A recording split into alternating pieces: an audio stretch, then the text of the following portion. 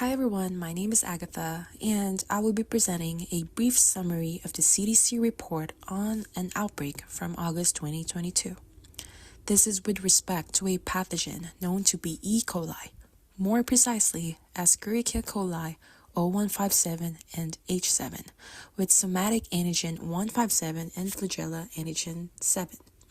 In fact, the pathogens are known to cause disease in almost every 5 out of 10 people.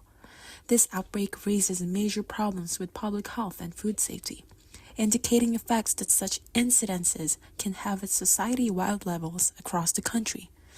Understanding these occurrences can help us prevent such outbreaks in the future. So without further ado, let's get started.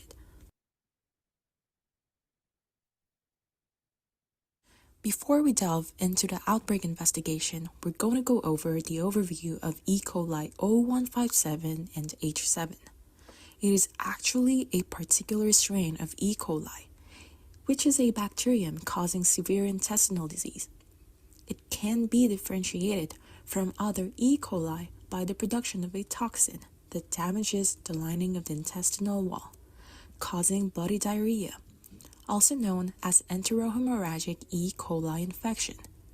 Symptoms usually begin 2 to 5 days after consuming contaminated foods or liquids and may last for 8 days. Each person may experience symptoms differently, such as diarrhea, vomiting, abdominal cramps, little to no fever, fatigue, and it can lead to hemolytic uremic syndrome, which is a serious condition affecting the kidneys. Infection occurs mostly through food or water contaminated by it and sometimes via animals. Thorough cooking of meat and proper food handling can help avoid its spread. So, the outbreak began with 109 cases across 6 states, 6 to 7 cases in Michigan, 24 cases in Ohio, 11 cases in Indiana, 4 cases in Pennsylvania, 2 cases in Kentucky, and 1 case in New York.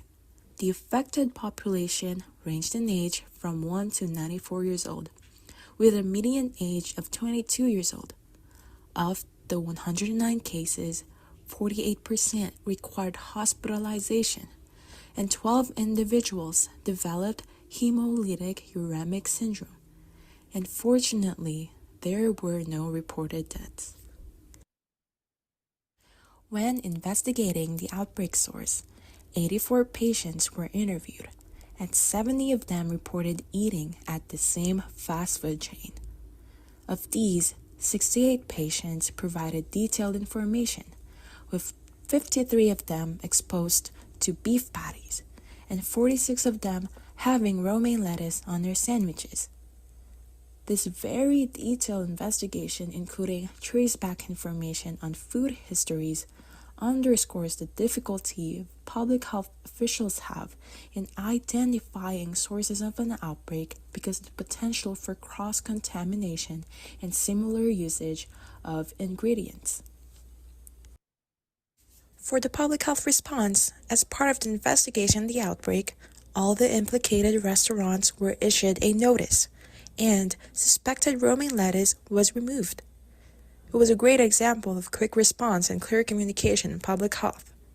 They had both state partners and the Food and Drug Administration and the United States Department of Agriculture Food Safety and Inspection Services working cooperatively with each other for implementing measures that include new safety instructions inside the restaurants. And as I have previously mentioned, some lessons learned included the difficulty in identifying a single source of infection due to cross-contamination and collinearity of ingredients. Moreover, the outbreak highlighted the importance of rapid and public health action and clear communication in outbreak management. And that concludes my presentation on the E. coli fast food chain outbreak. Thank you.